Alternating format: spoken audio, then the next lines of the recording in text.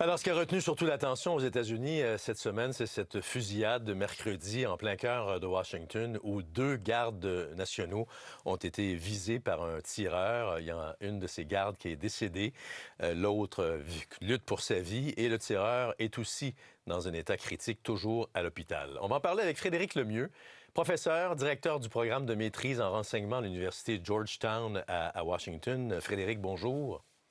Bonjour.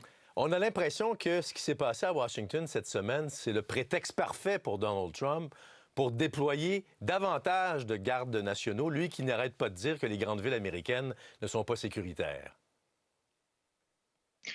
Je dirais oui et non. Dans un certain sens, je pense que ça a été mis au clair que c'était une attaque ciblée. C'était pas nécessairement la criminalité pour laquelle il avait trouvé la raison pour déployer les gardes nationaux et puis les forces de police fédérale.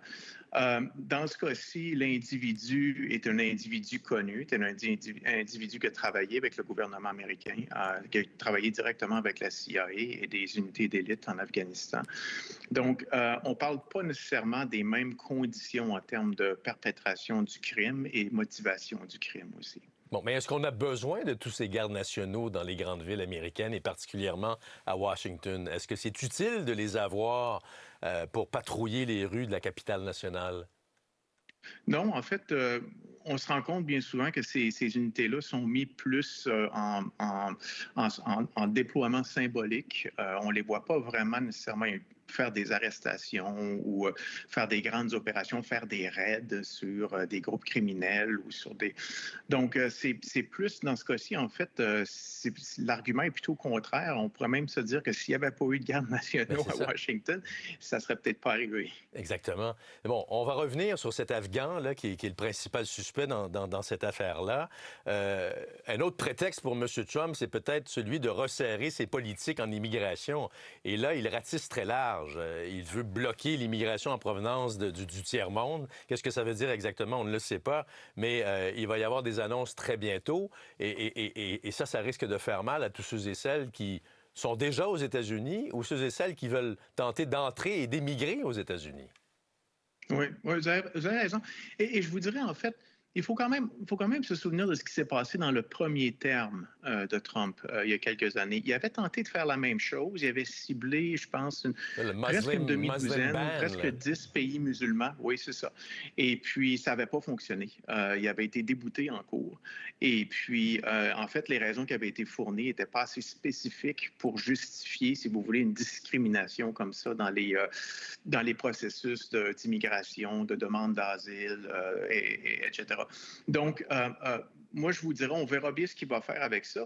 Mais ce qui est intéressant dans ce cas-ci, c'est que le tireur, il est venu sous un programme vraiment spécial. Hein? Il est venu sous un programme parce qu'il a collaboré avec les Américains. Il a aidé la coalition à s'en prendre aux talibans, à s'en prendre à Al-Qaïda qui était en Afghanistan. Et c'est pour ça qu'il s'est fait offrir une sorte de visa spécial pour pouvoir demeurer aux États-Unis, pour éviter qu'il se fasse tuer, qu'il se fasse attraper par les talibans. Donc, ils sont quoi, 190 000 à avoir bénéficié de ce traitement-là, je crois. Oui. Mais ici la question où est-ce qu'on se perd un peu en conjecture, c'est le spin politique que Trump essaie de faire sur cette question-là.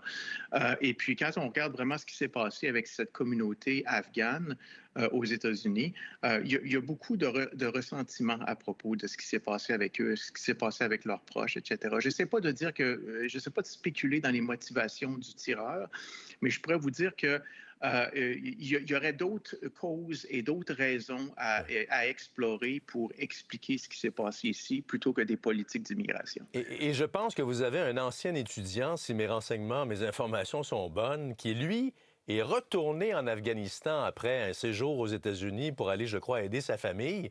Et on en a complètement perdu la trace, là. Oui. Donc, nous, on a eu un étudiant qui est arrivé ici avec probablement le même programme que cet individu-là impliqué à Washington avec la fusillade.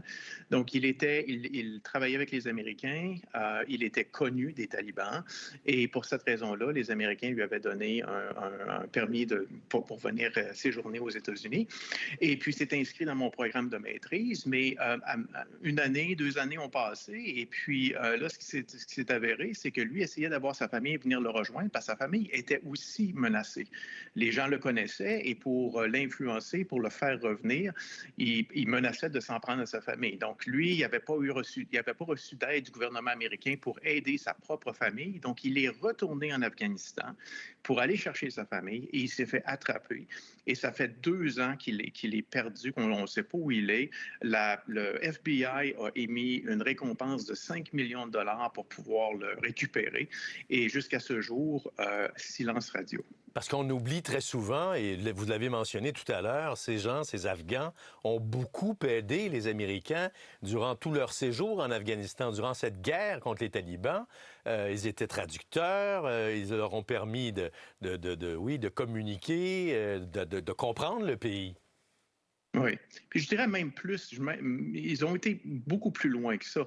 Si on regarde le background, si vous voulez, de l'individu impliqué dans la fusillade à Washington, il faisait partie d'une équipe d'élite qu'on appelle NDS-03 ou Zero Unit. Et puis, c'est une équipe d'élite pour aller faire des raids la nuit dans les villages talibans, dans la région de Kandahar. Et il s'appelait Zero Unit, pas pour rien. C'est parce qu'il faisait il prenait aucun prisonnier. Ils allaient là et ils tuaient tous ceux qui s'y trouvaient, que ce soit des civils ou des talibans ou des personnes recherchées par les Américains. Ça a fait un scandale aux États-Unis quand ça a fait surface. Bien, cet individu-là était dans une de ces équipes-là et ces gens-là qui ont commis ces opérations-là avec les Américains sont extrêmement recherchés en Afghanistan et leurs familles aussi. Et dans ce cas-ci, bien, cet individu-là était très bien entraîné à l'usage des armes à feu et on voit aussi ce qui s'est produit à Washington. Et on le sent que les Américains ont une dette face à ces individus-là. La preuve, le FBI qui est prêt à débourser 5 millions de dollars. Alors, on sent là qu'on a besoin de leur venir en aide, là, qu'on leur doit quelque chose. Absolument. Ils ont pris des risques énormes. Et ils l'ont fait des fois au risque de leur propre vie, mais aussi de leur famille. Mais la plupart de ces gens-là, quand ils se sont fait offrir un permis de venir aux États-Unis, le permis est assez limité en termes de qui ça incluait, et souvent la famille n'était pas inclue. Puis on sait aussi qu'en 2021, l'extraction des Afghanistans qui avaient aidé les Américains était assez... c'est une vraie débâcle. Et puis, il y a beaucoup de gens qui sont restés derrière. Oui, la sortie n'a pas été très élégante, c'est le moins qu'on puisse dire. Frédéric Lemieux, je rappelle que vous êtes professeur, directeur du programme de maîtrise en renseignement à l'Université Georgetown à Washington. Merci infiniment. Je vous souhaite un bon week-end à Thanksgiving. Merci. Merci. Alors, vous avez des questions sur l'actualité américaine, internationale, on veut vous lire. Écrivez-nous à l'adresse suivante, surleterrain@radiocanada.ca.